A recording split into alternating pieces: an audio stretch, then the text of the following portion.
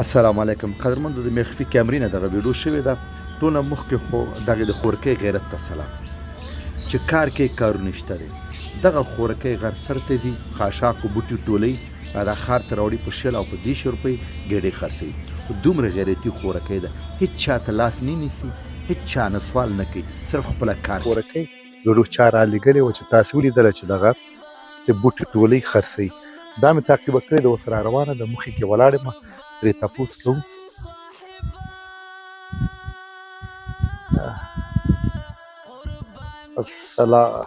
السلام علیکم خورجانې وبخه تپوس کولی شم که ته لږ ودرېږې چې خطا نه شي لږ لږ څه ودرېږئ چې خطا نه شي ستړی خو نه یې ورنه ستړي دا د کوم ځای نه راوړل دا مې غره سر نه راوړل غره سر کې بخښنه غواړم یو بل چا مخفي ویډیو د کړې وه دا روزانه ځي دا روزانه ځم روزانه ځي دا ولې راوړئ دا مجبوره یم خاوند مې مریض دی ناروغه دی او دا ماشومان وړې وړې لورانې مریدان په ساتمه خاوند هم ساتمه دا په 100 روپۍ خرڅوي دا په 100 او په 200 روپۍ خرڅوم په هنډوکه ګزاره کېږي دغه ګزاره نه کېږي زه مجبوره یم څه وکړم مجبوري ده څو بجې دي څو بجې راځئ سوي 6 بجې ځم او په 10 بجې راځم ستړی وبخه ډېر د وخت نه نیسم ته خور کې راشه شاته غټ جنۍ ته راشه بچه پلار دی چېرته دی پلار مې کور کې دی څه تکلیف لري پلار مې دغه مریض دی چې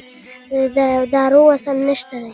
کار نشي کولی کار نشي کولی د غره له دیو دغه خس راوړي او دا په 10 او په 20 روپۍ 10 او 20 روپۍ او 20 روپۍ خرڅوم او په دې وړه راوړي په دې وړه راوړي پلار دې ناروغ دی پلار مې ناروغ دی دارو وسل نشته یعنې درملینې پیسې ورسره نشته درمل پیسې نشته ځئ خورې کور ته دې نو ځم خیر دی وبخښنه غواړم یو خورکۍ یو مرسته رالیږلې وه د هغې ویلي پړمند و کورنۍ و سپاره ما تعقیبه کړی ستا ټوله قصه ما ته معلومه ده چا راته ویلو ستا په هکله دغه خورکۍ واخله صحیح شو او خورکۍ دا مرسته چې چا کړې ده هغې سره دعاګانې چې نور مرسته راغله در باندې سپارم صحیح ده خورکۍ بخښنه غواړم چې ومې درولې بخښنه غواړم دا کار ته کولی هم نه شم هسې کولی شئ لاړ شئ ځئ خورجان قدرمنده ډېره غټ او وزن دی